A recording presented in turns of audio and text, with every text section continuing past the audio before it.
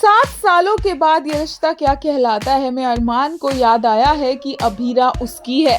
क्रिश का सामना करने के लिए अरमान पहुंच गया है। जो कियारा पर हाथ उठाने वाला होता है तभी अरमान आता है और बोलता है कि इस घर का बड़ा बेटा लौट आया है।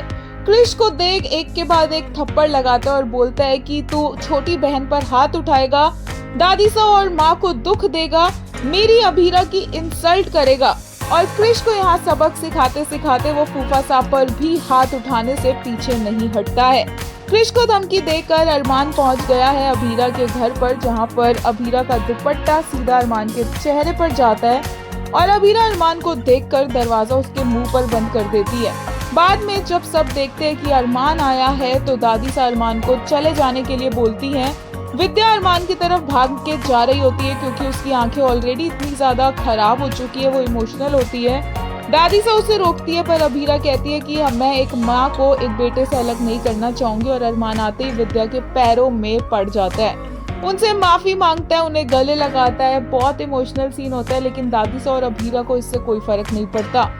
उनसे मिलने के बाद अरमान बुआ चाचा चाची सबके पैर छूता है और वो लोग अरमान को आशीर्वाद देकर वहां से चले जाते हैं। अरमान वहीं खड़ा होता है लेकिन दादी सा और अभीरा उसे मुड़कर भी नहीं देखते और अभीरा अपने ही रूम में भाग जाती है क्योंकि उसे अरमान से एक्चुअल में अब कोई लेना देना है नहीं। देखना इंटरेस्टिंग होगा अरमान यहाँ रहकर कैसे ये सब सॉर्ट करता है। वहीं अगर आप सोच रहे हो कि मायरा कहाँ पर है, तो मायरा की रिस्पॉन्सिबिलिटी तो अरमान ने गीतांजलि को दे दी है क्योंकि जैसे उसे विद्या की कंडीशन के बारे में पता चला तो उसे यहाँ पर आना था। अब पीछे से मायरा को कौन संभालेगा, क्योंकि ये सच भी अरमान सबको बता तो नहीं सकता है कि पूकी मायरा उसके पास है, इसीलिए वो रोना धोना करता है। गीतांजलि के साथ एक इमोशनल सीन होता है जहाँ पर वो मायरा की रिस्पॉन्सिबिलिटी गीतांजलि को देकर आ जाता है, जबकि 7 साल पहले वो इसी बच्ची की रिस्पॉन्सिबिलिटी उसकी असली माँ अभीरा को भी नहीं दे पा रहा था।